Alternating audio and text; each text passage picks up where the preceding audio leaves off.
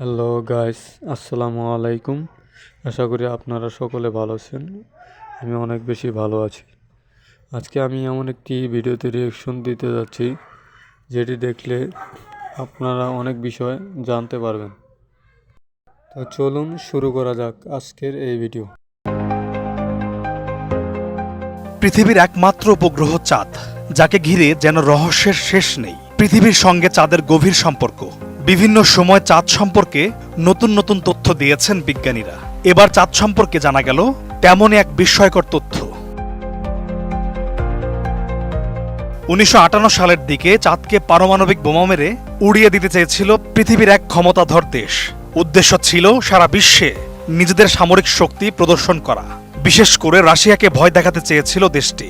বিশ্বখ্যাত মহাকাশ গবেষণা সংস্থা নাসার অত্যন্ত গোপনীয় এই পরিকল্পনার নাম ছিল a study of lunar research flights অথবা প্রজেক্ট A119।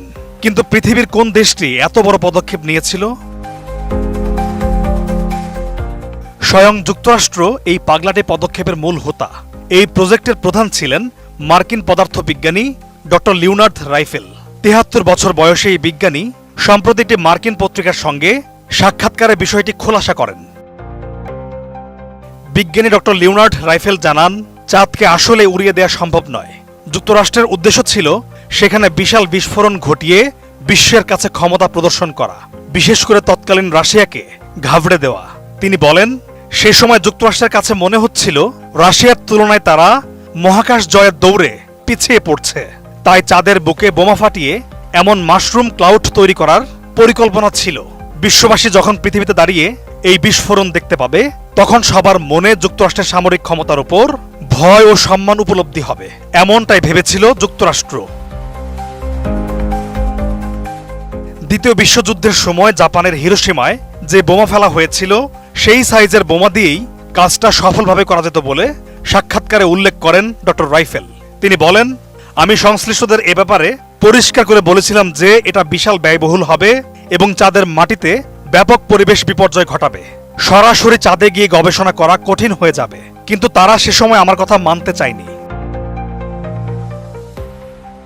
তবে কিভাবে চাঁদে পারমাণবিক বোমা পাঠিয়ে সেটা বিস্ফোরণ ঘটানো সম্ভব, সেই কৌশলটি ফাঁস করতে রাজি হননি তিনি। তবে ডক্টর রাইফেল এটা বলেন যে তারা চাঁদের যে বিন্দুতে আঘাত করার টার্গেট করেছিলেন, সেখান থেকে বড়জোর 2-1 মাইল এদিক সেদিক হতো। চাঁদ নিয়ে যুক্তরাষ্ট্রের এখনো কোনো গোপন পরিকল্পনা রয়েছে কিনা সে বিষয়ে আপাতত কোনো তথ্য নেই। তো গাইস, আশা করি আপনাদের এই ভিডিওটি অনেক বেশি ভালো লেগেছে। যদি ভালো লেগে থাকে চ্যানেলটিকে সাবস্ক্রাইব করে রাখুন এবং লাইক কমেন্ট শেয়ার করতে ভুলবেন না। তো আজকের মতো এখানে বিদায়। দেখা হবে আরেকটি নতুন কোনো ভিডিওতে।